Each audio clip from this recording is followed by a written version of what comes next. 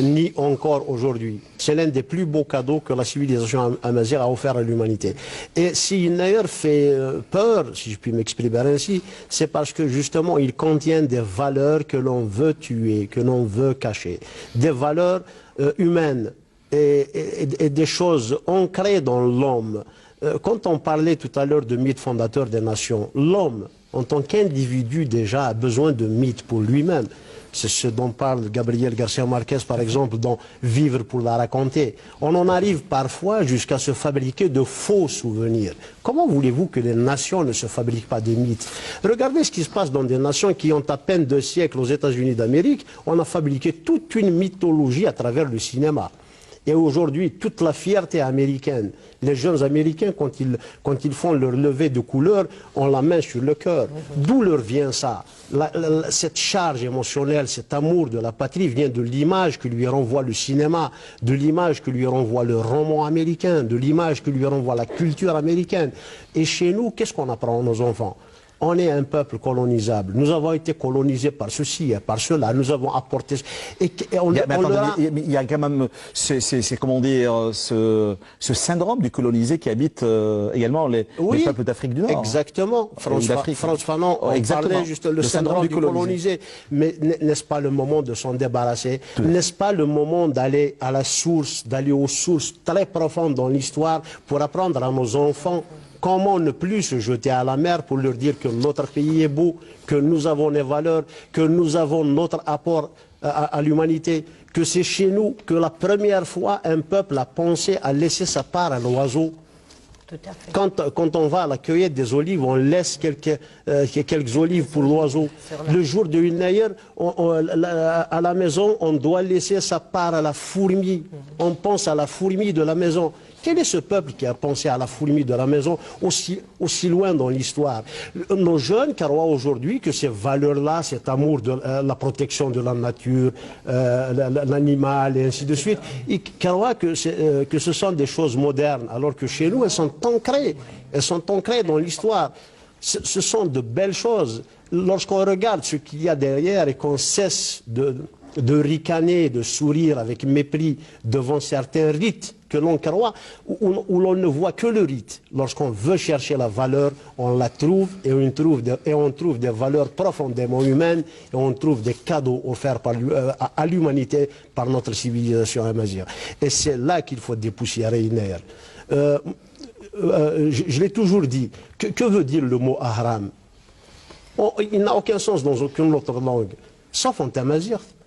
Ça veut dire construction. D'où vient Ahram, Thararma, et ainsi de suite. Nous avons eu 9 siècles de pharaons berbères. On va parler du roi Sheshnak dans quelques instants.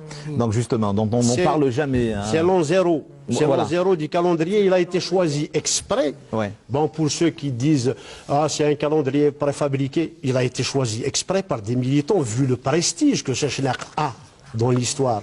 On va pas se coller à quelque chose de honteux, on se colle à quelque chose de prestigieux.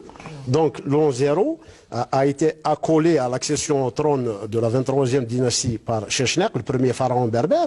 C'est un acte glorieux, historique, qui est resté la preuve. Il est même cité dans la Bible comme ayant conquis la Palestine.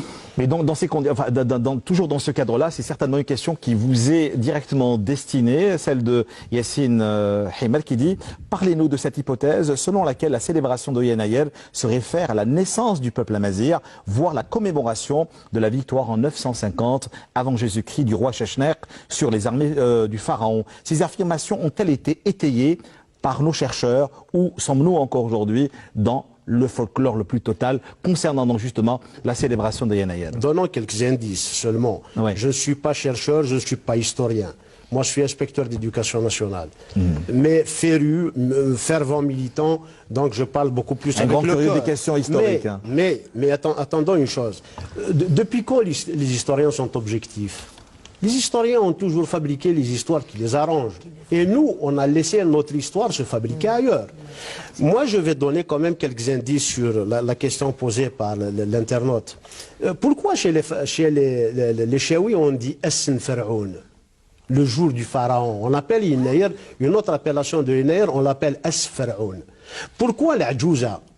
La Djouza, ce ne serait pas Thaoussert qui est la grand-mère de Chechna? Oui, tout à fait. D'autres indices encore. Chez nous, en Kabylie, etc., comment on nous appelle? On nous appelle les prisonniers de Salomon. Pourquoi les prisonniers? D'où vient cette appellation? Henri Genevois s'étonnait déjà de cette appellation. Lui-même n'a jamais compris pourquoi.